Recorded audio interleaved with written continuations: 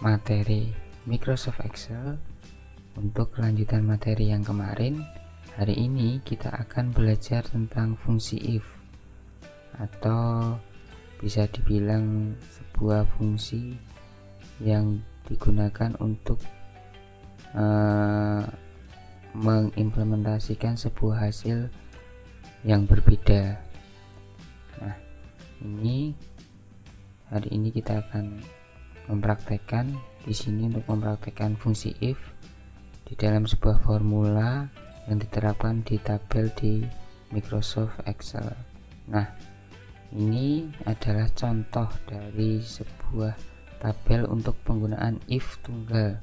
Hari ini kita belajar hanya untuk penggunaan if tunggal.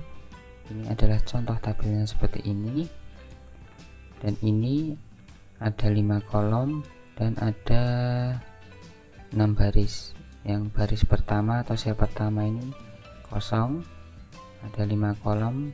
Kolomnya nomor, nama, nilai A, nilai B, jumlah, keterangan, itu adalah kolom, dan selnya adalah 2, 3, 4, 5, 6, 7. Nah, ini adalah contohnya. Nilai A ini adalah input manual, nilai B juga input manual, dan nilai di kolom E ini adalah penjumlahan.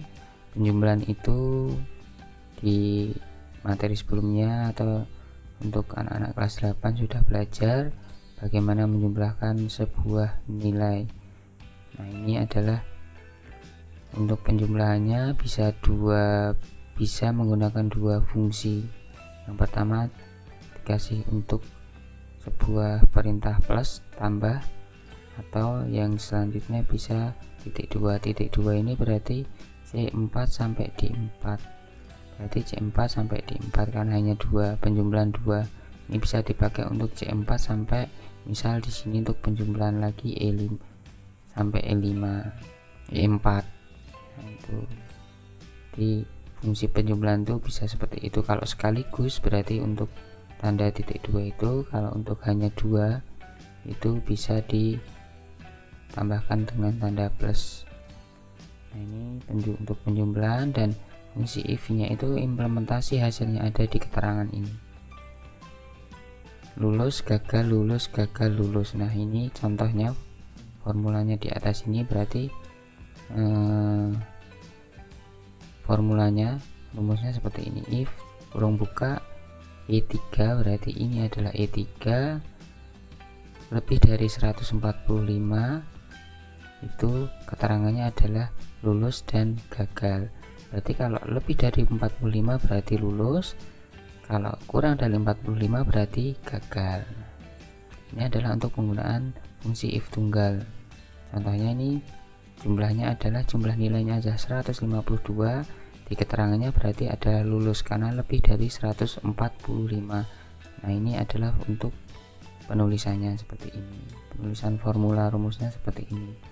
Dan karena yang bawahnya ini gagal karena nilainya hanya 133 jumlah nilainya, berarti kurang dari 145 berarti gagal. Ini lulus karena nilainya 163 lebih dari 145. Yang diganti ini adalah hanya kolom E3, 4, 5, 6, 7. Ini menurut, berarti kolom E baris ketiga, kolom E baris keempat, kolom E baris kelima, dan sampai kolom E baris ketujuh. Nah, penggunaannya, penulisannya formula ini seperti ini, hanya ganti di keterangan kolomnya.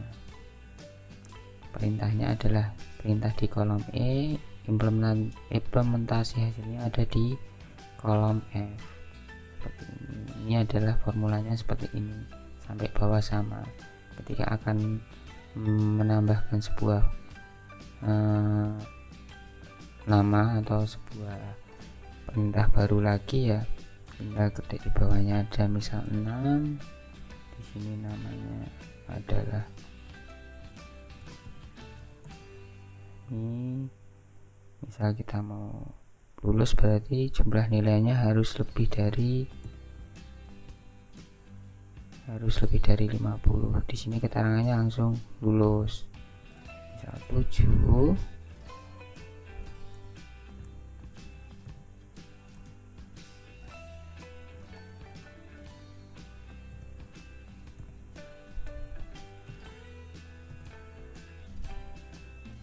otomatis langsung ketemu gagal seperti itu. Kalau misal nanti secara manual tuh belum muncul, tinggal ditarik ke bawah, ini kayak biasanya tarik ke bawah, nanti secara fungsi rumusnya sama. Yang ini juga tinggal tarik ke bawah, secara fungsi rumusnya sama. Nah, ini adalah penerapan dari fungsi if di formula atau rumus di dalam sebuah tabel di Microsoft Excel. Untuk hari ini cukup sekian untuk materinya. Lanjut lagi untuk materi di Microsoft Excel minggu depan. Besok untuk PTS nanti TIK akan bergabung satu dengan seni budaya dengan Pak Aryo. Jadi nanti soal PTS dari TIK nanti jadi satu dengan seni budaya. Oke, untuk hari ini terima kasih, sampai bertemu lagi di pertemuan minggu depan.